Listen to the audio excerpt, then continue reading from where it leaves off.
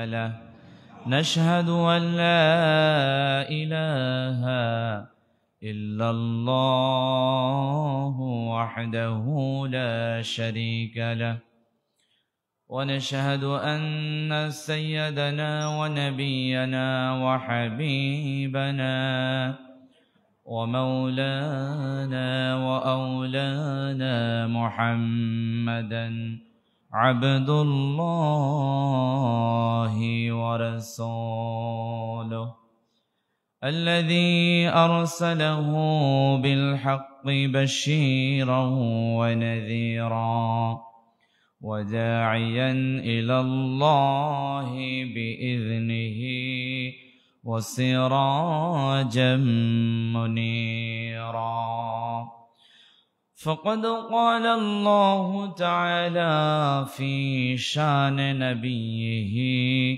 إن الله وملائكته يصلون على النبي يا أيها الذين آمنوا صلوا عليه وسلموا تسليما اللهم صل على سيدنا مولانا محمد وعلى آل سيدنا مولانا محمد হাজারো বেদনার পরে ফিরে আসনি তুমি আপন ঘরে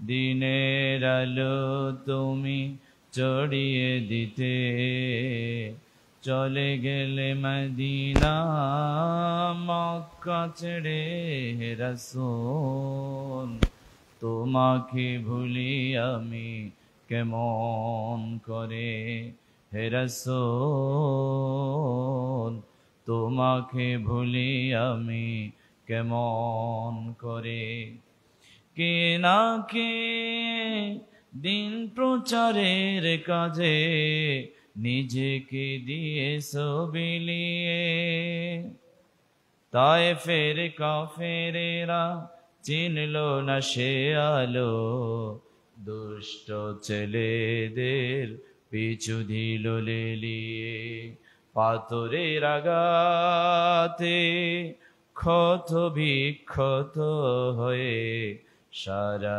শরীর থেকে রক্ত ঝরে হে রাসূল তোমাকে ভুলি আমি কেমন করে হে রাসূল তোমাকে ভুলি আমি কেমন করে আল্লাহুম্মা সাল্লি আলা সাইয়্যিদিনা মাওলানা মুহাম্মদ ওয়া আলা আলি সাইয়্যিদিনা মাওলানা মুহাম্মদ رب زدني علما اشرح لي صدري ويسر لي أمري واحلل عقدة من لساني يفقه قولي سبحانك لا علم لنا إلا ما علمتنا إنك أنت العليم الحكيم الحمد لله মহান মুনিবের দরবারে লাখ কোটি শুকরিয়া জ্ঞাপন করছি যে মহান রব্বুল ইজ্জত ওয়াল জালাল আমাদেরকে অসংখ্য মানুষ থেকে বাছাই করে সপ্তাহের শ্রেষ্ঠ দিনে সাইয়্যিদুল আইয়াম জুমার দিনে জুমার নামাজ আদায় করার লক্ষ্যে আগেভাগে আল্লাহ তাআলার পবিত্র ঘরে এসে উপস্থিত হবার সৌভাগ্য যিনি নসিব করেছেন তার শিখানো ভাষায় আমরা কালিমাতুশ শুকর পাঠ করছি আলহামদুলিল্লাহ ربنا لك الحمد مباركا فيه يا ربي لك الحمد كما ينبغي لجلال وجهك وعظيم سلطانك আল্লাহু আকবার কাবীরা আলহামদুলিল্লাহ। পক্ষ থেকে প্রিয় হাবিব সাল্লাল্লাহু আলাইহি ওয়াসাল্লামের উপর পৌঁছে যাক। আমরা সবাই পড়ি সাল্লাল্লাহু আলাইহি ওয়াসাল্লাম। اللهم صل وسلم على نبينا محمد اللهم صل وسلم على رسولنا محمد اللهم صل وسلم على حبيبنا محمد। আলহামদুলিল্লাহ, আজকের আলোচনার আলোচ্য বিষয় হচ্ছে ইসলামী স্বাস্থ্য নীতি এবং অসুস্থের প্রতি দায়িত্ব। আমরা অল্প সময়ে আল্লাহ সুবহানাহু ওয়া তাআলা যদি তৌফিক দান করেন এ বিষয়ে কিছু কথা কোরআন এবং সুন্নাহর আলোকে শুনবো ইনশাআল্লাহ। আল্লাহ তাআলা আমাকে বলার, আমল করার এবং আপনাদের সকলকে অন্তরের কান দিয়ে শুনে, মনের কান দিয়ে শুনে, অন্তরে লালন করে বাস্তব জীবনে প্রতিফলন ঘটাবার তৌফিক আল্লাহ দান করুন বলি আমিন। আরো জোরে বলছি আমিন। প্রিয় হাজিরিন, আল্লাহ রাসূল সাল্লাল্লাহু আলাইহি ওয়াসাল্লাম হাদিস শরীফে ঘোষণা করছেন, আল মুমিনুল কবিয়্যু খায়রুন ওয়া আহাব্বু ইলাল্লাহি মিনাল মুমিনিদ যায়ীফ মিনাল মুমিনিদ যায়ীফ ওয়া ফি কুল্লি খায়র। আল্লাহ রাসূল সাল্লাল্লাহু আলাইহি ওয়াসাল্লাম ঘোষণা করছেন যে আল্লাহর নিকট, আল্লাহর কাছে দুর্বল ইমানদারের চেয়ে শক্তিশালী ইমানদার প্রিয়। জোরে বলেন না সুবহানাল্লাহ। আপনার স্বাস্থ্যের দিক থেকে, শারীরিক দিক থেকে, মানসিক দিক থেকে দুর্বল, রোগাক্রান্ত এবং শারীরিক অক্ষম এমন ইমানদার ব্যক্তির চাইতে শারীরিক সক্ষম, শারীরিক দিক থেকে, গঠনের দিক থেকে, মানসিক দিক থেকে প্রকট এবং শক্তিশালী ইমানদার আল্লাহর কাছে প্রিয়। যদিও উভয় ইমানদার আল্লাহর কাছে উত্তম, তন্মধ্যে সবচাইতে উত্তম হচ্ছে শক্তিশালী ইমানদার। জোরে বলেন সুবহানাল্লাহ। আপনি ইমানদার, পাশাপাশি শক্তিশালী। আপনি ইসলামের জন্য, দ্বীনের জন্য, ধর্মের জন্য, কোরআনের জন্য, আল্লাহর জন্য, জাতির জন্য যা উপহার দিতে পারবেন তা একজন অক্ষম, একজন অসুস্থ, দুর্বল ইমানদার তা উপহার দিতে পারবে না। কাজেই আমাদের শারীরিক দিক থেকে আমরা সক্ষম কিনা, মজবুত কিনা, আমরা শক্তিশালী কিনা, এদিকটাও আমাদের লক্ষ্য রাখা দরকার। আমরা ইমানদার ঠিক আছে, কিন্তু একজন মানুষ সুস্থ থাকার জন্য যা যা করা দরকার তা আমাদের করতে হবে। যদি আপনার কিছু এক্সারসাইজ প্রয়োজন, ফিজিক্যাল এক্সারসাইজ প্রয়োজন, আপনাকে ফিজিক্যাল এক্সারসাইজ করতে হবে। আপনার শারীরিক সুস্থতার জন্য আপনার ওষুধ খাওয়া দরকার, ওষুধ খাইতে হবে। আপনার দুর্বলতা কাটানোর জন্য ভিটামিন খাওয়া দরকার, খাইতে হবে। আল্লাহ রাসূল সাল্লাল্লাহু আলাইহি ওয়াসাল্লাম হাদিস শরীফে ঘোষণা করছেন, মানব জাতির কল্যাণের জন্য আল্লাহ সুবহানাহু ওয়া তাআলা যার যে ধরনের ওষুধ প্রয়োজন, সকল প্রকার ওষুধ পৃথিবীর জমিনে আল্লাহ তাআলা দান করেছেন। জোরে বলেন আল্লাহু আকবার। আল্লাহ রাসূল সাল্লাল্লাহু আলাইহি ওয়াসাল্লাম বলছেন, তোমরা যদি তোমাদের শারীরিক সুস্থতার জন্য ওষুধ খাওয়া দরকার পড়ে, ডাক্তারের কাছে যাওয়া দরকার পড়ে, তোমরা যাও এবং ওষুধ সেবন করো। সুবহানাল্লাহ, হাদিস শরীফের কথা। কাজে আমরা দুর্বল ইমানদার হব না, আমরা শক্তিশালী ইমানদার হব। যদি আমাদের ইসলামকে টিকিয়ে রাখার জন্য, দেশকে টিকিয়ে রাখার জন্য, দেশের স্বাধীনতা, সার্বভৌমত্বকে রক্ষা করার জন্য আমাদের নিজের শরীরের তাজা রক্তগুলো ঢেলে দেওয়া প্রয়োজন হয়, সেদিন যেন আমাদের শক্তি, সামর্থ্য এবং বুকের তাজা রক্ত যেন আমরা ঢেলে দিতে পারি, সেই তৌফিক আল্লাহ দান করুন বলি আমিন। সেই শক্তি, ইমানি স্পৃহা নিয়ে আগাবার তৌফিক আল্লাহ দান করুন বলি আমিন। প্রিয় হাজিরিন, শুধু তাই নয়, আল্লাহর রাসূল সাল্লাল্লাহু আলাইহি ওয়াসাল্লাম হাদিস শরীফে ঘোষণা করছেন, নি'মাতানে মাকবুনুন ফীহিমা কাসীরুম মিনান নাসিস সিহহা ওয়াল ফারাগ। আল্লাহ রাসূল সাল্লাল্লাহু আলাইহি ওয়াসাল্লাম হাদিস শরীফে ঘোষণা করছেন, বুখারী শরীফের হাদিস। দুইটা নিয়ামতের কথা আল্লাহ নবী সাল্লাল্লাহু আলাইহি ওয়াসাল্লাম বলছেন, অধিকাংশ মানুষ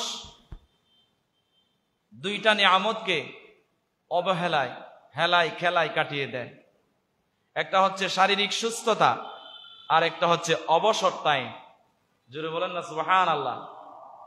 এই যে শারীরিক সুস্থতা এবং অবসর টাইম, এই দুইটা হচ্ছে আল্লাহর পক্ষ থেকে বিশাল বিশাল দুটা নিয়ামত। কিন্তু দুঃখের বিষয়, আফসোসের বিষয়, এই দুইটা নিয়ামত মানুষ জাতি পাওয়ার পরেও অবহেলায়, হেলায় খেলায়, অলসতায় কাটিয়ে দেয়। এটা বড় আফসোসের বিষয়। এই যে শারীরিক সুস্থতা, আপনি যদি অসুস্থ হয়ে পড়েন, এখন যা করতে পারবেন অসুস্থ অবস্থায় তা করতে পারবেন না। আপনার অবসর টাইম পেয়েছেন, একটু কোরআন পড়েন। অবসর টাইম পেয়েছেন, পরিবারকে সময় দেন। অবসর টাইম পেয়েছেন, সমাজকে সময় দেন। অবসর টাইম পেয়েছেন, জাতিকে সময় উপহার দেন। অবসর টাইম পেয়েছেন, দেশের জন্য কিছু করেন। এ সময় যখন আপনার ফুরিয়ে যাবে, এই অবসর টাইমটা যখন চলে যাবে, আর আপনি ব্যস্ত হয়ে গেলে আর কিছুই করতে পারবেন না। কাজেই আমাদের শারীরিক সুস্থতা এবং অবসর টাইমকে কাজে লাগাতে হবে। আল্লাহ সুবহানাহু ওয়া তাআলা আমাদের অবসর টাইম এবং শারীরিক সুস্থতাকে নিজের জন্য, পরিবারের জন্য, দেশের জন্য, সমাজের জন্য, জাতির জন্য, ইসলামের জন্য কাজে লাগাবার তৌফিক আল্লাহ দান করুন বলি আমিন। প্রিয় হাজরিন, আল্লাহ তাআলা আমাদেরকে একটি সুন্দর দেহ দিয়েছেন, জিসিম দিয়েছেন। এই স্বাস্থ্যকে ধরে রাখবার জন্য, সুস্থ থাকার জন্য ইসলামী স্বাস্থ্য নীতি দিয়েছেন। আপনাকে আল্লাহ তাআলা হালাল খেতে বলছেন, হারাম থেকে দূরে থাকতে বলছেন। আল্লাহ তাআলা বলছেন, ইয়া বানি আদম খুযু যিনাতাকুম ইনদা কুল্লি মাসজিদ ওয়া কুলু ওয়াশরাবু ওয়া লা তুসরিফু ইন্নাহু লা ইউহিব্বুল মুসরিফিন। আল্লাহ তাআলা কোরআনুল কারীমের এই আয়াতে, সূরা আরাফের 31 নং আয়াতে আল্লাহ তাআলা বলছেন, হে বনি আদম, তোমরা মসজিদে গমন করো, মসজিদে যাও, নতুন নতুন সুন্দর সাজসজ্জা, সুন্দর পোশাক আদি পরে মসজিদে যাও। শুধু মসজিদে কেন, আপনি সুন্দর, ভালো, পরিচ্ছন্ন, পরিষ্কার, গুছিয়ে আপনি কাপড়গুলো পরবেন, সুন্দর কাপড়গুলো পরবেন। আপনার শারীরিক এবং মানসিক আপনি সুস্থ থাকবেন। আপনি এই যে নষ্ট পোশাক, অপরিচ্ছন্ন পোশাক, অসুন্দর পোশাক পরলে আপনার মানসিক সুস্থতা থাকবে না। আপনি যদি সুস্থ থাকতে চান মানসিকভাবে, আপনি যদি সুস্থ থাকতে চান শারীরিকভাবে, তাহলে সুন্দর সুন্দর পোশাক আপনার সাধ্য অনুযায়ী, আপনাকে অবশ্যই এমপি মন্ত্রীর পোশাক আপনাকে কিনে পড়তে হবে এমন নয়। আপনার সাধ্য অনুযায়ী, সামর্থ্য অনুযায়ী আপনার যে পোশাকগুলো আছে সেগুলো পরিচ্ছন্ন অবস্থায় সুন্দরভাবে পরে আপনি মসজিদে আসেন। আপনার ভালো লাগা কাজ করবে, আপনার মানসিক প্রশান্তি পাবেন, আপনার শরীরে রোগ জীবাণু থাকবে না। কাজেই মসজিদে আসার সময় আমরা ইনশাআল্লাহ যতটুকু পারি সাধ্য অনুযায়ী সুন্দর পোশাক এবং পরিচ্ছন্ন পোশাক পরে আসবেন ইনশাআল্লাহ। আল্লাহ তাআলা একই আয়াতে বলছেন, ওয়াকুলু ওয়াশরাবু, তোমরা খাও এবং পান করো, তবে তোমরা অপচয় করো না, তসরুফ করো না। ইন্নাল মুবাজ্জিরিনা কানু ইখওয়ানাশ শায়াতিন, অপচয়কারী হচ্ছে শয়তানের ভাই। জোরে বলেন নাউজুবিল্লাহ। আপনি খাবেন তো খাবেন, আপনার যা প্রয়োজন তা খাবেন, সুন্নাহ মোতাবেক খাবেন, হালাল খাবেন, অপচয় করবেন না। তার মানে অপচয় করা মানে আপনি এমনি এমনি শুধু আল্লাহর রাস্তায় নয়, দ্বীনের রাস্তায় নয়, ধর্মের জন্য নয় এবং পরিবারের জন্য নয়, এমন অশ্লীল বেহায়াপনায় আপনি আপনার টাকা পয়সা মাল খরচ করবেন। শুধু তা নয়, আপনি অতিরিক্ত আপনার পেটে যা ধরে তার চাইতেও বেশি খাবেন, এটাও অপচয়। আপনার সুন্নাহ মোতাবেক খান। আপনার প্রয়োজন হচ্ছে খাবার, পেটকে 3 ভাগ করে, 1 ভাগ পানি, 1 ভাগ খাবার আর 1 ভাগ খালি। আপনি 3 ভাগ খাওয়া দিয়ে ভর্তি করছেন, এটাও অপচয়। জোরে বলেন না নাউজুবিল্লাহ। আমাদেরকে বুঝার আল্লাহ তৌফিক দান করুন বলি আমিন। আমাদেরকে মেনে চলার তৌফিক দান করুন বলি আমিন। অতি ভোজন আল্লাহ রাসূল সাল্লাল্লাহু আলাইহি ওয়াসাল্লাম নিষেধ করেছেন। কিছু মানুষ আছে ভোজন রাশি, শুধু বোনা করে করে, ভাজা পোড়া করে করে শুধু খেতেই পছন্দ করে, যেখানে যাবে সেখানে খাবে আর খাবে। আমরা কি শুধু খাওয়ার জন্য দুনিয়াতে আসছি? না, আপনি খাওয়ান, আপনি অল্প খেলে আপনার পেট ভরছে, আপনি চলতে পারবেন, ঠিক আছে, আপনি আপনার অংশ থেকে প্রতিবেশীকে খাওয়ান, জাতিকে খাওয়ান, অসহায় মানুষকে খাওয়ান, গরিব ফকির মিসকিনকে খাওয়ান। আল্লাহ রাজি হয়ে যাবে, আল্লাহ খুশি হয়ে যাবে, আপনি নিজে সুস্থ থাকবেন, আপনার জটিল এবং কঠিন সমস্যা আল্লাহ দূর করে দেবেন। সুবহানাল্লাহ। প্রিয় হাজিরিন, শুধু তাই নয়, আল্লাহ রাসূল সাল্লাল্লাহু আলাইহি ওয়াসাল্লাম হাদিস শরীফে ঘোষণা করছেন, ইসলামী স্বাস্থ্য নীতি এবং সুস্থতার প্রতি, অসুস্থের প্রতি, ইসলামী স্বাস্থ্য নীতি এবং অসুস্থের প্রতি দায়িত্ব ও কর্তব্য আজকের আলোচনার বিষয়। এ বিষয়ে আল্লাহ রাসূল সাল্লাল্লাহু আলাইহি ওয়াসাল্লাম অন্য হাদিসে ঘোষণা করছেন, মান আসবাহা মিনকুম মুআফান ফি জাসাদিহি আমিনান ফি সিরবিহি ইনদাহু কুওয়াতান ইয়াউমিহি ফাকাআন্নামা খিয়ারাত লাহুদ দুনিয়া। জোরে বলেন আল্লাহু আকবার। আল্লাহ রাসূল সাল্লাল্লাহু আলাইহি ওয়াসাল্লাম বলছেন, যে ব্যক্তি সকালটা শুরু করলো তার শারীরিক সুস্থতা নিয়ে এবং সার্বিক পারিবারিক নিরাপত্তা নিয়ে, শারীরিক সুস্থতা এবং পারিবারিক নিরাপত্তা এবং তার নিজের এবং পরিবারের একদিনের খাবার তার সঞ্চিত আছে, এই অবস্থায় তার দিবসের সূচনা করলো। আল্লাহর রাসূল সাল্লাল্লাহু আলাইহি ওয়াসাল্লাম ঘোষণা করছেন যে ওই ব্যক্তি গোটা দুনিয়াটাই লাভ করলো। জোরে বলেন আল্লাহু আকবার। শারীরিক সুস্থতা এবং পারিবারিক নিরাপত্তা এবং একদিনের খাবারের সঞ্চিত সম্পদ মাল নিয়ে তার দিবসের শুরু করলো। আল্লাহর পেয়ারা হাবিব সাল্লাল্লাহু আলাইহি ওয়াসাল্লাম বলছেন, ওই ব্যক্তি গোটা দুনিয়াটাই, দুনিয়ার কল্যাণটাই হাসিল করলো। জোরে বলেন আল্লাহু আকবার। তো আমরা শারীরিক সুস্থ থাকার জন্য আমাদের কিছু কৌশল, কিছু এক্সারসাইজ প্রয়োজন।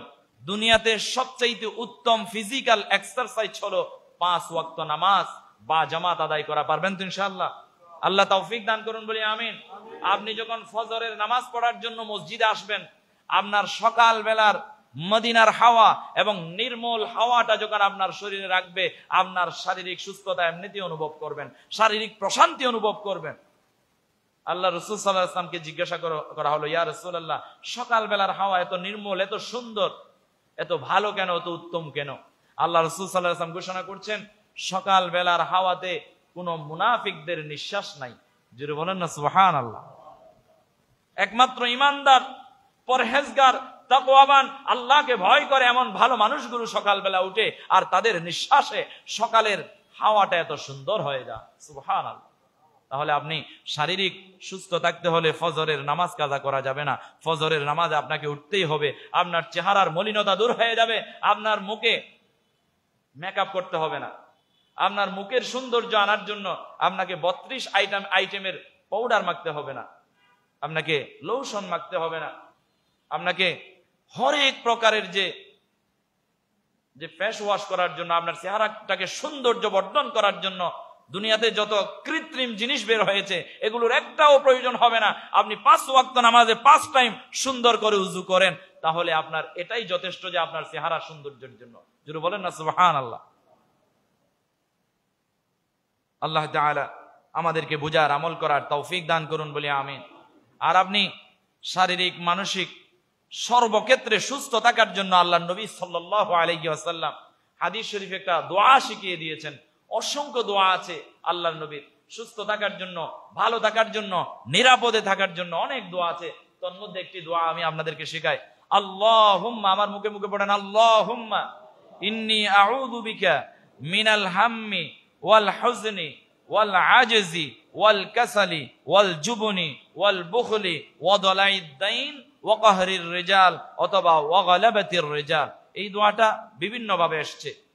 আল্লাহুম্মা ইন্নী আউযু বিকা মিনাল হাম্মি ওয়াল হুজনি ওয়াল জুবনি ওয়াল বুখলি ওয়াল আজজি ওয়াল কাসালি ওয়া গালাবাতিদ দাইন ওয়া কাহরির রিজাল। এভাবেও আসছে। আবার এভাবেও আসছে যে আল্লাহুম্মা ইন্নী আউযু বিকা মিনাল হাম্মি ওয়াল হাযানি ওয়াল আজজি ওয়াল কাসালি ওয়াল জুবনি ওয়াল বুখলি ওয়া দালাইদ দাইন ওয়া কাহরির রিজাল বা ওয়া গালাবাতির রিজাল। এই দোয়ার মধ্যে আল্লাহ রাসূল সাল্লাল্লাহু আলাইহি ওয়াসাল্লাম কি মুনাজাত, কি প্রার্থনা আমাদেরকে শিখালেন দেখেন। আল্লাহর কাছে আমরা এই দোয়ার মধ্যে বলি যে আল্লাহ আমাকে আমার উৎকণ্ঠা, আমার শারীরিক সুস্থতা, আমার নিরাপত্তা এবং অস্থিরতা, সংকীর্ণতা এবং ঋণগ্রস্ততা থেকে আল্লাহ আমাকে মুক্তি দান করো। জোরে বলেন না আমিন। কত সুন্দর দোয়া আল্লাহ রাসূল সাল্লাল্লাহু আলাইহি ওয়াসাল্লাম শিখিয়ে দিলেন। আপনার অস্থিরতা, মানসিক উৎকণ্ঠা, আপনার নিরাপত্তা, আপনার দুশ্চিন্তা, আপনার ঋণগ্রস্ততা, সব কিছু থেকে আপনি মুক্তি পাবেন শুধু এই দোয়াটা পড়লে। পারবেন তো ইনশাআল্লাহ? শিখতে পারবেন তো ইনশাআল্লাহ? কেউ জেনে থাকলে, আপনাদের জানা থাকলে নিয়মিত পড়বেন। এই দোয়া আল্লাহ রাসূল সাল্লাল্লাহু আলাইহি ওয়াসাল্লাম নিয়মিত পড়তেন। এরপরে সকাল সন্ধ্যার অনেকগুলো আমল আছে, এগুলো করবেন ইনশাআল্লাহ। সুস্থ থাকবেন, ভালো থাকবেন, নিরাপদে থাকবেন। বেশি বেশি পড়বেন বিসমিল্লাহিল্লাযী লা ইয়াদুররু মা ইসমিহি শাইউন ফিল আরদি ওয়ালা ফিস সামা ওয়া হুয়াস সামিউল আলিম। আপনি যদি ঈমানের সহিত এই দোয়াটি পড়ে, কোন শত্রু পক্ষ যদি আপনার খাবারে বিষ প্রয়োগ করে, কোন পানিতে বিষ মিশিয়ে দেয়, আপনার যদি সন্দেহ পোষণ হয়, এই দোয়াটি পড়ে যদি আপনি ফু দিয়ে খান, আপনার বিষ পর্যন্ত পানি হয়ে যাবে। জোরে বলেন সুবহানাল্লাহ। সকল প্রকার দোয়া আল্লাহ নবী আমাদেরকে সুস্থ থাকার জন্য শিখিয়ে দিয়ে গিয়েছে। প্রিয় হাজিরিন, সুস্থ থাকার জন্য আপনার যে সুখের হক, আপনার যে শারীরিক হক, এগুলো আপনাকে আদায় করতে হবে। আল্লাহ রাসূল সাল্লাল্লাহু আলাইহি ওয়াসাল্লামের আরেকটি হাদিস, ইন্না লিআইনিকা আলাইকা হাক্কান ওয়া ইন্না লিজাসাদিকা আলাইকা হাক্কান ওয়া ইন্না লিজাওজাতিকা আলাইকা হাক্কান ওয়া ইন্না লিদাইফিকা আলাইকা হাক্কান ওয়া ইন্না লিসাদীকিকা আলাইকা হাক্কান। আমাদের কিছু হক রয়েছে, কিছু মানুষের, আমাদের শারীরিক কিছু হক রয়েছে, চোখের হক রয়েছে। এগুলো আল্লাহ রাসূল সাল্লাল্লাহু আলাইহি ওয়াসাল্লাম ১৫০০ বছর আগে বলে গিয়েছেন। আপনি সুস্থ থাকার জন্য, আপনি ভালো থাকার জন্য, আপনি নিরাপদে থাকার জন্য আপনার এই হকগুলো আদায় করতে হবে। এক নাম্বার, ইন্না লিআইনিকা আলাইকা হাক্কান। আপনার চোখের একটা হক রয়েছে। এই চোখ দিয়া বেশ্যাপনা দেখা যাবে না, বেহায়াপনা দেখা যাবে না, অশ্লীলতা দেখা যাবে না। এই চোখ দিয়ে আপনাকে কোরআন পড়তে হবে। এই চোখ দিয়ে আপনাকে কাবা দেখতে হবে। এই চোখ দিয়ে আপনাকে মদিনা দেখতে হবে। এই চোখ দিয়ে আপনাকে ভালো ভালো মানুষের চেহারাগুলো দেখতে হবে। এই চোখ দিয়ে আপনাকে হালাল বিষয় পর্যবেক্ষণ করতে হবে, হারামের দিকে তাকানো যাবে না। তাহলে চোখের হক আদায় হবে। কোরআনের দিকে তাকাবেন, চোখ পরিষ্কার হয়ে যাবে। নিয়মিত কোরআন পড়বেন, দেখে দেখে পড়বেন, আঙ্গুল বুলিয়ে বুলিয়ে পড়বেন, আপনার চোখের পাওয়ার এসে যাবে। বুড়ো বয়সে আপনি চশমা ছাড়া কোরআন শরীফ পড়তে পারবেন ইনশাআল্লাহ। আর আপনি যদি বসে বসে রাত দিন ২৪টা ঘন্টা আপনি সিনেমা দেখেন, ফিল্ম দেখেন, নাটক দেখেন, বেশ্যাপনা, বেহায়াপনা, অশ্লীল গানগুলো দেখেন, টিকটক ভিডিও দেখেন, তাহলে এই চোখের পাওয়ার খুব অচিরেই ধ্বংস হয়ে যাবে। নাউজুবিল্লাহ বলেন। তাহলে চোখের হক আমরা আদায় করবো ইনশাআল্লাহ। আল্লাহ তৌফিক দান করুন বলি আমিন। ২ নাম্বার, ওয়া ইন্না লিজাসাদিকা আলাইকা হাক্কান। আপনার শারীরিক হক রয়েছে। সঠিক সময়ে আপনাকে খাইতে হবে, পান করতে হবে, সঠিক সময়ে আপনাকে ঘুমাতে হবে, সঠিক সময়ে আপনাকে ঘুম থেকে উঠতে হবে। আল্লাহ রাত সৃষ্টি করেছেন ঘুমানোর জন্য, আর দিন সৃষ্টি করেছেন মানুষের জন্য, মানুষের রিজিকের সন্ধানে, নিজের পারিবারিক সন্ধানে, সামাজিক কারণে, দেশের কারণে, দশের কারণে। দিনটাকে আপনার কাজে লাগাবার জন্য সৃষ্টি করলেন। এই দিনে আপনি অলসতায় হেলাই দুলাই কাটিয়ে দিয়ে ঘুমালে তো আপনার রাতে ঘুম আসবে না। তাহলে আপনি দিনের কাজ দিনে করতে হবে, রাতের কাজ রাত্রে করতে হবে। দিনের কাজ এখন রাত্রে চলে গেছে আমাদের, আর রাতের কাজ আমাদের দিনে চলে আসছে। এই জন্য আমরা শারীরিক হক আদায় করছি না, বিদায় শরীরটা নষ্ট হয়ে যাচ্ছে। যুবকরা খুব অল্প সময়ে যৌবন হারাচ্ছে, বিয়ে করার পরে আর সন্তান আসে না। জুড়ে বলেন না নাউজুবিল্লাহ। এই কলিকাতা হারবাল, ইন্ডিয়ান হারবাল, অমুক হারবাল, তমুক হারবালের কাছে দৌড়াদৌড়ি করে, ছুটাছুটি করে, কেমনে যৌবন ফিরে পাবে? যৌবন তো ধ্বংস করে দিছে। এজন্য আমার যুবক ভাইদেরকে, আমার তরুণী বোনদেরকে আমি নসিহত করছি, আপনারা রাতের সময় আপনারা ঘুমান ঠিক সময়ে। আল্লাহ রাসূল সাল্লাল্লাহু আলাইহি ওয়াসাল্লামের সুন্নাহ ছিল রাতের প্রথম দিকে, অনেক সময় আল্লাহ নবী সাল্লাল্লাহু আলাইহি ওয়াসাল্লাম এশারের আগে খাওয়া দাওয়া করে নিতেন, এশারের নামাজের পরে ঘুমিয়ে যেতেন, আর গভীর রাতে উঠে যেতেন, রাত ২টার পরে উঠে যেতেন, তাহাজ্জুদের নামাজ পড়তেন। জোরে বলেন না সুবহানাল্লাহ। আপনার রাতে এশারের পরে কিংবা ১০টা, ১১টা, ১২টার দিকে যে ঘুমগুলো হবে, এই যে 10টা থেকে বিশেষ করে 12টার ভিতরে এই 1 ঘন্টা ঘুমের সমান আপনার সারা রাত, সুবহানাল্লাহ বলেন। আর যদি আপনি রাতের সিংহভাগ সময় ফেসবুক দেখে, ইউটিউব দেখে, টুইটার দেখে, টিভি দেখে, বেশ্যাপনা দেখে আপনি যদি কাটিয়ে দেন, তাহলে আর যদি রাতের শেষ ভাগে আপনি ঘুমান, তাহলে আপনি কখনো শারীরিক সুস্থ হবেন না, আপনার মানসিক প্রশান্তি আপনার থাকবে না, শারীরিকভাবে আপনি শান্তি পাবেন না। শারীরিকভাবে যদি আপনি শান্তি পেতে চান, রাতের প্রথম ভাগে আপনি ভালো করে ঘুমায়া যান, আর শেষ ভাগে উঠে তাহাজ্জুদের নামাজ পড়েন, ফজরের নামাজ পড়েন। আপনি শারীরিক সুস্থ থাকবেন, মানসিক সুস্থ থাকবেন। জুড়ে বলেন সুবহানাল্লাহ। এজন্য আল্লাহ রাসূল সাল্লাল্লাহু আলাইহি ওয়াসাল্লাম বলছেন, ওয়া ইন্না লি জাসাদিকা আলাইকা হাক্কান, আমাদের শারীরিক হক রয়েছে, এই হকগুলো আদায় করতে হবে। কখন গোসল করা প্রয়োজন, কখন ঘুমানো প্রয়োজন, কখন খাওয়া প্রয়োজন, কখন ওষুধ প্রয়োজন, কখন ভাত প্রয়োজন, কখন পানি প্রয়োজন, সবকিছু আপনাকে সিরিয়াল মেনটেন করে আপনাকে রুটিন মাফিক জীবন যাপন করতে হবে। যে ব্যক্তি রুটিনের বাইরে চলে গেছে, ওই ব্যক্তি শারীরিক মানসিক ভাবে শান্তিতে নাই। এরপরে আল্লাহ রাসূল সাল্লাল্লাহু আলাইহি ওয়াসাল্লাম হাদিস শরীফে ঘোষণা করেন, ওয়া ইন্না লিজাওজাতিকা আলাইকা হাক্কান, আপনার পরিবারের, আপনার স্ত্রীর, আপনার সন্তান সন্ততির একটা হক রয়েছে। কি রয়েছে? হক রয়েছে। আপনি পরিবারের হক আপনাকে আদায় করতে হবে। পারিবারিক হক যদি যথাযথ আদায় না করেন, পরিবারকে বাদ দিয়ে যদি বাহিরে সময় কাটান, পরিবারকে বাদ দিয়ে যদি চায়ের দোকানে আপনি ঘন্টার পর ঘন্টা সময় কাটায় ফেলছেন, যে অবসর টাইমটাকে আপনি পরিবারকে দেন নাই, পরিবারকে যখন সময় দেওয়া লাগে তখন আপনি পরিবারকে সময় দেন নাই, পরিবারের হক আদায় করেন নাই, পরিবারের কখন কি চাহিদা তখন তা আদায় করেন নাই, তাহলে আপনি শারীরিক মানসিক সুস্থ থাকবেন না। কেননা আপনার পারিবারিক প্যারা আপনার মাথায় বহন করতে হবে। পারিবারিক প্যারা যদি আপনি মাথায় না নিতে চান, আপনার মানসিক শান্তি, শারীরিক শান্তি যদি আপনি পেতে চান, পরিবারকে পরিবারের মতো ভালোবাসতে হবে, তার হক তার জন্য যথাযথ আদায় করতে হবে আপনাকে। আপনি শুধু আপনার নিজের ভালোটা দেখলেন, পরিবারের ভালোটা দেখলেন না। আপনি শুধু আপনার নিজের ভালোটা দেখলেন, সন্তানের ভালোটা দেখলেন না। আপনি শুধু আপনার শান্তি দেখলেন, স্ত্রীর শান্তিটা দেখলেন না। আপনি কখনো দুনিয়াতে সুখী হতে পারবেন না। আপনি মানুষকে কাঁদিয়ে, পরিবারকে কাঁদিয়ে, আপনি সন্তানকে কাঁদিয়ে কখনোই শান্তি দুনিয়াতে পাবেন না, এবং পরকালেও আপনার জন্য শান্তি আসবে না। এরপরে আপনার ওয়া ইন্না লিযাইফিকা আলাইকা হাক্কান, আপনার অসুস্থ ব্যক্তির একটা হক রয়েছে। অসুস্থ অবস্থায় অসুস্থ ব্যক্তিদের জন্য একটা হক রয়েছে। কি হক? অসুস্থ ব্যক্তিদেরকে আপনাকে দেখতে যেতে হবে। আপনার সামর্থ্য থাকলে অসুস্থ ব্যক্তি যদি অসহায় হয়, তাকে আপনাকে ওষুধ কিনে দেওয়ার পয়সা দিতে হবে, তাকে ডাক্তার দেখানোর পয়সা দিতে হবে। আপনার পাশের একজন লোক অসুস্থ হয়ে গেছে, কিংবা আপনার প্রতিবেশী, আপনার এলাকার লোক একটা অসুস্থ হয়ে গেছে, আপনি তার কাছে যাবেন, তার পাশে বসবেন। এটাতে কল্যাণ আছে। কি কল্যাণ আছে? আমি হাদিস থেকে বলছি। আল্লাহ রাসূল সাল্লাল্লাহু আলাইহি ওয়াসাল্লাম হাদিস শরীফে ঘোষণা করেন, মান আদা মারিদান লাম ইয়াজাল ইয়াকুদু ফিল মান আদা মারিদান লাম ইয়াজাল ইয়াকুদু ফির রাহমাতি হাত্তা ইয়াজলিসা ফাইদা জালাসা তামাসা ফিহা। অন্য হাদিসে বর্ণনা করা হচ্ছে, মান আদা মারিদান লাম ইয়াজাল ফি হুরফাতিল জান্নাতি হাত্তা ইয়ারজিআ। আল্লাহ রাসূল সাল্লাল্লাহু আলাইহি ওয়াসাল্লাম বলছেন, যে ব্যক্তি কোন অসুস্থ ব্যক্তিকে দেখতে যায়, যাওয়া যখন শুরু করেছে তখন থেকে সে জান্নাতের ফল চয়ন করেছে। সুবহানাল্লাহ।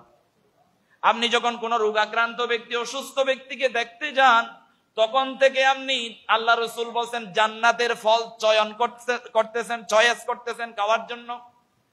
আর যতক্ষণ না আপনি রোগাক্রান্ত ব্যক্তিটাকে দেখে আসছেন, ঘরে ফিরছেন, ততক্ষণ পর্যন্ত আপনি একই কাজ করতেছেন। কি করতেছেন? জান্নাতের ফল চয়েস করতেছেন। সুবহানাল্লাহ। এরপরে আল্লাহ রাসূল সাল্লাল্লাহু আলাইহি ওয়াসাল্লাম বলছেন, এরপরের হাদিসে, মান আদা মারিদান লাম ইয়াজাল ইয়াখুদু ফির রাহমাতি হাত্তা ইয়াজলিসা ফাইদা জালাসা তামাসা ফিহা। যে ব্যক্তি অসুস্থ ব্যক্তিকে দেখতে যায়, যাওয়ার সময়, এই হাদিসে আল্লাহ রাসূল সাল্লাল্লাহু আলাইহি ওয়াসাল্লাম বলছেন, সে আল্লাহর রহমতে সাঁতার কাটতেছে। কি কাটতেছে? সাঁতার কাটতেছে। সুবহানাল্লাহ বলেন। যখন আল্লাহর কোন বান্দা কোন একজন অসুস্থ ব্যক্তিকে দেখতে যায়, তখন আল্লাহ রাসূল বলতেছেন, ওই ব্যক্তি আল্লাহর রহমতের সাগরে সাঁতার কাটতেছে। সুবহানাল্লাহ। আর যখন তার কাছে বসে, রোগাক্রান্ত ব্যক্তির কাছে পাশে বসে যখন মাথায় হাত বুলিয়ে তাকে আশ্বস্ত করে, তাকে সান্ত্বনা দেয়, আল্লাহর নবী সাল্লাল্লাহু আলাইহি ওয়াসাল্লাম বলছেন আল্লাহর রহমতের সাগরের মধ্যে ওই ব্যক্তি ডুব দিয়েছে। সুবহানাল্লাহ। আল্লাহর রহমতের সাগরে ডুব দেওয়া মানে আপনার দুনিয়ার সার্বিক নিরাপত্তা আল্লাহর কাছে আল্লাহর জিম্মাদার হয়ে যাওয়া, আল্লাহর দায়িত্ব হওয়া। সুবহানাল্লাহ। আল্লাহ তাআলা আমাদেরকে এই কল্যাণমূলক কাজ, এই সেবামূলক কাজগুলো করার তৌফিক দান করুন বলি আমিন। আর প্রত্যেক মুসলমানের হক হচ্ছে, কোন মুসলমান ভাই বোন যদি প্রতিবেশী দেশবাসী অসুস্থ হয়ে যায় তাকে দেখতে যাওয়া আপনার ইমানের একটা দাবি। সুবহানাল্লাহ বলেন। এজন্য আমার বন্ধুগণ, আল্লাহর রাসূল সাল্লাল্লাহু আলাইহি ওয়াসাল্লাম বলেন, ওয়া ইন্না লিযাইফিকা আলাইকা হাক্কান, অসুস্থ ব্যক্তির প্রতি আপনার দায়িত্ব রয়েছে, আপনার হক রয়েছে, আপনাকে হক আদায় করতে হবে, তার কাছে যেতে হবে, তাকে দেখতে যেতে হবে, তার পাশে বসতে হবে, তাকে সময় দিতে হবে, যদি আপনার প্রয়োজন হয় তাকে ধরাধরি করে হাসপাতালে নিয়ে যেতে হবে। পারবেন তো ইনশাআল্লাহ? পারবেন তো ইনশাআল্লাহ? আর আপনি যখন কোনো বিপদের সম্মুখীন হয়ে যাবেন, অসুস্থ হয়ে যাবেন, তখন আল্লাহ তাআলা এরকম দেখতে যাওয়ার মানুষের আর অভাব আপনার জন্য হবে না। সুবহানাল্লাহ। এরপরে আল্লাহ রাসূল সাল্লাল্লাহু আলাইহি ওয়াসাল্লাম বলছেন, ওয়া ইন্না লিসাদিকিকা আলাইকা হাক্কান, আপনার বন্ধুর প্রতি আপনার হক রয়েছে। আমাদের বন্ধু আছে না নাই? একজন বন্ধু, আপনি নামাজ পড়েন, আপনার বন্ধু নামাজ পড়ে না, তাকে নামাজের দাওয়াত দিতে হবে। কিভাবে আপনি তাকে জান্নাতের পথ ধরিয়ে দিতে পারেন সেই চেষ্টা আপনাকে করতে হবে। একজন বন্ধু খারাপ পথে চলে যাচ্ছে, আপনার দায়িত্ব হচ্ছে, আপনার হক হচ্ছে তাকে খারাপের দিকে ঠেলে দেওয়া নয়, তাকে ফিরিয়ে আনা। পারবেন তো ইনশাআল্লাহ? আল্লাহ তৌফিক দান করুন বলি আমিন। বন্ধু ছাড়া জীবন কাটাবেন না, কিছু বন্ধু বানাবেন, ভালো ভালো বন্ধু, নামাজি বন্ধু। বেনামাজিদেরকে আপনি বন্ধু বানাবেন কিভাবে? আপনি নামাজের দাওয়াত দেওয়ার জন্য বন্ধু বানাবেন। একজন আপনার এলাকায় একজন হিন্দু ভাই আছে, তার সাথে আপনি বন্ধুত্ব করবেন, তার সাথে বসবেন, তাকে চা খাওয়াবেন, তাকে আপনি ইসলামের সৌন্দর্যগুলো তাকে তুলে ধরবেন। আপনাকে গলা টিপে ধরে তাকে ইসলাম ধর্ম গ্রহণ করাতে হবে তা নয়।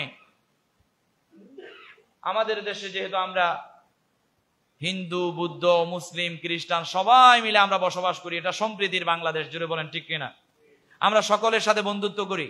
আমরা যখন স্কুলে পড়তাম, আমার এলাকায় একটা নাফিতের পাড়া আছে, নাফিতের পাড়া, নাফিতরা বসবাস করে, চুল কাটে, সেখানে জলকুমার, অশ্বনী, অমুক সমুক অনেক আছে।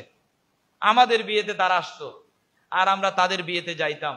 আমাদের এলাকাবাসী তাদের বিয়েতে সহযোগিতা করত, তারাও এসে মুসলমানদের ঘরে এসে বিয়েতে সহযোগিতা করত। তো আপনার সম্প্রীতি বজায় রাখার জন্য আপনার যেহেতু পার্শ্ববর্তী লোক অমুসলিম হলেও আপনার দায়িত্ব আছে, কর্তব্য আছে, তাদের হিন্দুদের ও মুসলিমদের বিয়ের সময় আপনি সেখানে যেতে পারবেন, সেখানে আপনি পানি খাইতে পারবেন, সেখানে আপনি খাবার খাইতে পারবেন, সবকিছু করতে পারবেন, শুধুমাত্র তাদের আরাধনার জন্য, তাদের মূর্তির জন্য, তাদের প্রভুর জন্য যে খাবারগুলো পরিবেশন করা হয় সেগুলো আপনি খাবেন না। আপনি অন্যান্য চা খাইতে পারবেন, পানি খাইতে পারবেন, এমনি তারা পারিবারিকভাবে খাওয়ার জন্য যা যা রান্না করে তাও খাইতে পারবেন, তাদের সাথে বসতে পারবেন, তাদের সাথে আড্ডা দিতে পারবেন, সবকিছু করতে পারবেন। তবে আপনার অন্তরে একটা তামান্না থাকতে হবে, আমি আমার ইসলামের এই সৌন্দর্যগুলো তাকে দেখানোর উদ্দেশ্য হলো এই ভাইটা আমার প্রতিবেশী ও মুসলিম ভাইটা যেন আমার সাথে আমি তাকে জান্নাতে নিয়ে যেতে পারি, সেজন্য আমি ইসলামিক সৌন্দর্যগুলো তাকে দেখাচ্ছি, সেজন্য আমার ইসলামের প্রতি উদ্বুদ্ধ হয়ে একদিন কালিমা যেন তার নসিব হয়, লা ইলাহা ইল্লাল্লাহ মুহাম্মাদুর রাসূলুল্লাহ। আপনার প্রতিবেশী যদি হিন্দু হয়, মুসলিম হয়, বুদ্ধিস্ট হয়, তাদেরও হক রয়েছে আপনার ভিতরে, আপনাকে সেই হক আদায় করতে হবে। পারবেন তো ইনশাআল্লাহ? আল্লাহ তৌফিক দান করুন বলি আমিন। এখন তো কিছু মানুষ আছে শুধু ভালো ভালো বন্ধুগুলো টাকাওয়ালা, পয়সাওয়ালা, গাড়ি আছে, বাড়ি আছে, এরকম মানুষকে বন্ধু বানাতে চায়।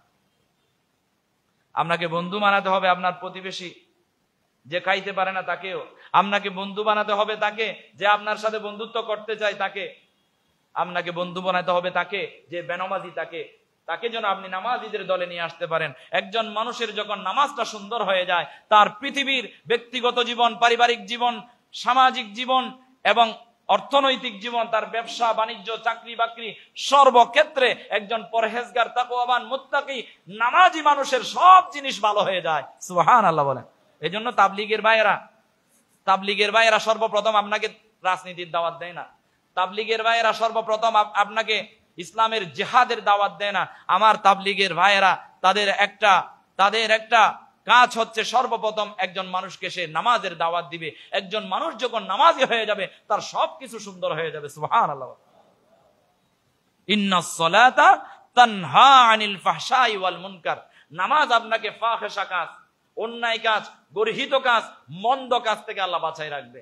এজন্য সর্বপ্রথম আপনি নামাজের ট্রেনিং নেন। নামাজের ট্রেনিং যদি আপনার থাকে, আপনি শারীরিকভাবে সুস্থ থাকবেন। পৃথিবীতে এমন কোন ফিজিক্যাল এক্সারসাইজ নাই যে ফিজিক্যাল এক্সারসাইজ আপনার শারীরিক সর্বাধিকের মহা ওষুধ হবে। যে আপনার শরীরের অঙ্গ প্রত্যঙ্গ, শিরা উপশিরা, এগুলো সব কিছুর এক্সারসাইজ করার জন্য কোন জিমের মধ্যে নাই। আপনি শুধু নামাজ পড়তে আসবেন, আপনার শরীরের মধ্যে 365 খানা পার্টস গুলো এমন ভাবে নড়াচড়া করবে, শিরা উপশিরা গুলো পর্যন্ত এক্সারসাইজ করবে। জুড়ে বলেন সুবহানাল্লাহ। এজন্য আপনি নামাজের ট্রেনিং নেন, বেশি বেশি নামাজ পড়েন। অবসর টাইম পেয়েছেন নফল নামাজে দাঁড়িয়ে যান। টাইম পেয়েছেন কোরআন পড়েন। আপনার হৃদরোগ হবে না, আপনার হার্ট মজবুত থাকবে, শক্ত থাকবে, আপনার অন্তরটাতে জামার লাগবে না। জোরে বলেন না সুবহানাল্লাহ। এজন্য কোরআনুল কারীমে আল্লাহ তাআলা বলছেন, আল্লাযীনা আমানু ওয়া তাতমাইন্নু কুলুবুহুম বিযিকরিল্লাহ, আলা বিযিকরিল্লাহি তাতমাইন্নুল কুলুব। প্রশান্ত আত্মা যদি আপনি তৈরি করতে চান, জিকিরের কোনো বিকল্প নাই। জিকির হচ্ছে কোরআন, জিকির হচ্ছে নামাজ, জিকির হচ্ছে কোরআন দিয়ে জীবন পরিচালনা করা। পারবেন তো ইনশাআল্লাহ? আল্লাহ তৌফিক দান করুন বলি আমিন।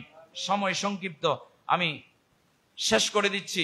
আল্লাহর রাসূল সাল্লাল্লাহু আলাইহি ওয়াসাল্লাম হাদিস শরীফে ঘোষণা করছেন যে অসুস্থ হয়ে গেলে, মানসিক সমস্যা হলে, অথবা শারীরিক সমস্যা হলে, অথবা আপনি খাইতে না পারলে, অভাব অনটনে থাকলে, অথবা কেউ আপনাকে কষ্ট দিয়েছে, মনু কষ্ট থাকলে, এমন কি আপনার গায়ে জ্বর উঠছে তখনও, অথবা আপনার গায়ে একটা কাঁটা বিদ্ধ হয়েছে, অথবা আপনি আঘাতপ্রাপ্ত হয়েছেন, সর্বাবস্থায় আল্লাহ সুবহানাহু ওয়া তাআলা আপনার গুনাহগুলো ক্ষমা করতেছে। জোরে বলেন না সুবহানাল্লাহ। আল্লাহ কত দয়াবান, আল্লাহ কত রহমানুর রহিম। একটু দেখেন যে আপনি কাঁটা বিদ্ধ হয়েছেন, ব্যথা পাচ্ছেন, তখনও আল্লাহ গুনাহ ক্ষমা করতেছে আপনার। আপনি মনোকষ্ট পেয়েছে, কেউ আপনাকে মনে ব্যথা দিয়েছে, কেউ কটু কথা বলেছে, আপনি ধৈর্য ধারণ করলেন, এই ব্যথাটা নিয়ে তার জন্য দোয়া করলেন।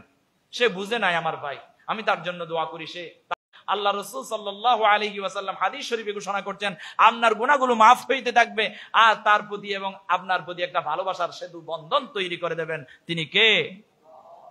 সেজন্য প্রিয় ভাইয়েরা, মানুষের প্রতি কষ্ট রাখবেন না, প্রত্যেক দিন মানুষকে ক্ষমা করে দিবেন।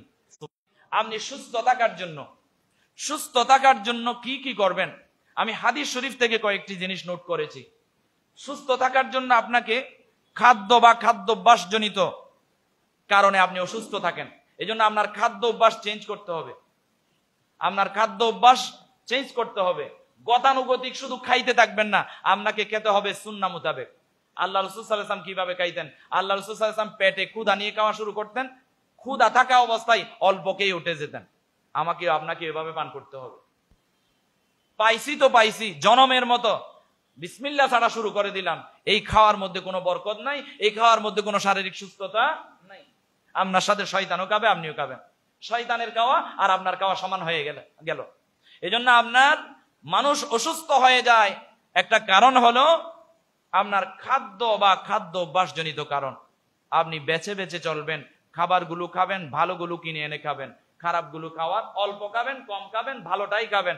খারাপগুলো কিনে এনে খাওয়ার দরকার নাই, অতিভোজনের দরকার নাই, কম খাবেন, সুন্নাহ মোতাবেক খাবেন, সেখানেই বরকত। সুবহানাল্লাহ বলেন। এরপরে আমার বন্ধুগণ, আল্লাহ রাসূল সাল্লাল্লাহু আলাইহি ওয়াসাল্লাম ঘোষণা করছেন যে আপনি অসুস্থ হয়ে যাওয়ার আরেকটা কারণ হচ্ছে অলসতা। আপনাকে অলসতার সাথে যুদ্ধ করতে হবে। আপনার শারীরিক অলসতা যদি থাকে, আপনি ঠিক সময়ের কাজ সময়ে করতে পারবেন না, সঠিক সময়ে নামাজ পড়তে পারবেন না, সঠিক সময়ে কোরআন পড়তে পারবেন না, সঠিক সময়ে দ্বীনি কাজ করতে পারবেন না, সঠিক সময়ে আপনি দশের জন্য আপনি সেবামূলক কাজ করতে পারবেন না। অলসতা দূর করতে হবে। এই অলসতাই হচ্ছে আপনার শারীরিক অসুস্থতার একটা মূল কারণ।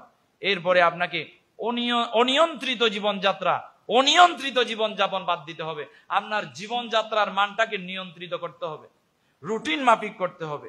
এরপরে আল্লাহ রাসূল সাল্লাল্লাহু আলাইহি ওয়াসাল্লামের হাদিস থেকে আমি আরেকটা জিনিস নোট করলাম, সেটা হচ্ছে আপনি অসুস্থ হওয়ার আরেকটা কারণ হচ্ছে অপরিচ্ছন্নতা। অপরিচ্ছন্ন জীবন যাপন করার কারণে।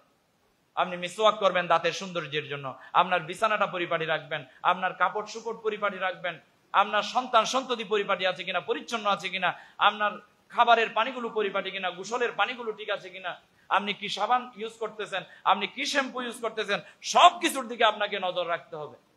আপনি কোন ধরনের তেল খাইতেছেন, সবকিছু, কোন ধরনের চাল কিনে খাচ্ছেন, সবকিছুকে আপনি নজর দিতে হবে। পরিচ্ছন্ন জীবন যাপন করলে আপনি সুস্থ থাকবেন ইনশাআল্লাহ। এরপরে অশ্লীলতা আপনাকে অসুস্থতার দিকে নিয়ে যাবে। অশ্লীলতা, আপনি যত অশ্লীল সিনেমা দেখবেন, অশ্লীল ভিডিও দেখবেন, অশ্লীল গান শুনবেন, আপনাকে অশ্লীল বানিয়ে ফেলবে, আপনাকে নাপাক বানিয়ে ফেলবে, আপনার জীবনটাকে মলিন করে ফেলবে, আপনার জীবনটাকে কালিমাযুক্ত করে ফেলবে, গুনাহযুক্ত করে ফেলবে। গুনার সাগরে যখন আপনি ডুবে যাবেন তখন আপনার পবিত্রতা ভালো লাগবে না, হালাল আপনার ভালো লাগবে না, আপনার মন চাইবে হারামটাই করেন, হারামের দিকে আপনার মনটা ধাবিত হয়ে যাবে। জুড়ে বলেন নাউজুবিল্লাহ। আর যে ব্যক্তি হারামের দিকে ধাবিত, সে ব্যক্তি শারীরিক মানসিক ভাবে কখনো সুস্থ থাকতে পারে না। এরপরে আপনার মানসিক অস্থিরতা, আপনি যদি সুস্থ থাকতে চান মানসিক অস্থিরতা দূর করতে হবে। আল্লাহ যা দিয়েছে তাতেই আপনি আল্লাহর উপর ভরসা করে আপনার জীবন পরিচালনা করতে হবে। আপনি অতিমাত্রায় লোভ করবেন না, আহারে আমার গাড়ি কেন হচ্ছে না, বাড়ি কেন হচ্ছে না, আমি মাসে 50,000 টাকা, বাসে 1 লক্ষ টাকা কেন কামাইতে পারতেছি না, অস্থির হওয়া যাবে না। আমার সন্তানের অসুখ কেন যাচ্ছে না, আমি কেন সুস্থ হচ্ছি না, আপনার অস্থিরতা আপনার দূর করে ফেলতে হবে। ধৈর্য সহকারে আল্লাহর কাছে চেয়ে ধৈর্য সহকারে আপনার জীবনযাত্রার মানটাকে আস্তে আস্তে অ্যাডভান্স করতে হবে।